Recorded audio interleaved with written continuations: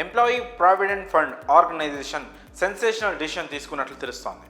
EPFO 3.0 అనే కొత్త వెర్షన్కి upgrade అయ్యే ప్లానింగ్లో ఉంది. దీని ద్వారా పీఎఫ్ పొందే వారికి మంచి సౌకర్యాలు కలుగుతాయి.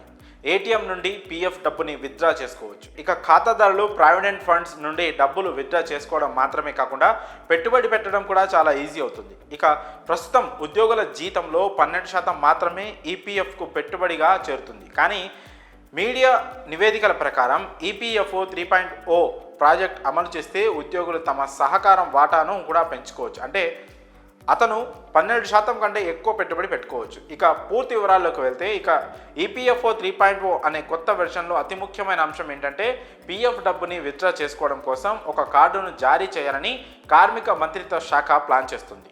ఈ కార్డును వాడి ఏటీఎం ద్వారా పీఎఫ్ డబ్బును విత్డ్రా చేసుకోవచ్చు. అయితే పీఎఫ్ డబ్బులో 50% మాత్రమే ఇలా విత్డ్రా చేసుకునేందుకు ఛాన్స్ ఉంటుంది. ఇక ఈ సౌకర్యం వచ్చే సంవత్సరం మే నుంచి జూన్ నెలల మధ్య ఎప్పుడైనా అమలు కావచ్చు.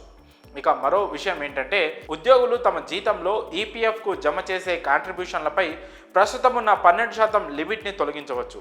ఉద్యోగులు తమకు నచ్చిన అంత మొత్తాన్ని పీఎఫ్కు జమ చేసుకునే అవకాశాన్ని ఈ ఈపీఎఫ్ఓ 3.0 కల్పిస్తోంది. అయితే యాజమాన్యం కాంట్రిబ్యూషన్ మాత్రం ఉద్యోగి జీతాన్ని బట్టి ఉంటుంది. అలాగే ఉద్యోగి సమ్మతితో పీఎఫ్ మొత్తాన్ని పెన్షన్గా మార్చాలని కూడా ప్రభుత్వం ప్లాన్ చేస్తుంది. ఈ విధంగా పీఎఫ్ ఉన్న వారికి ప్రయోజనాలను అందించనుంది ప్రభుత్వం. మరి ఈ విషయంపై మీ అభిప్రాయాలను కామెంట్స్ రూపంలో తెలియజేయండి.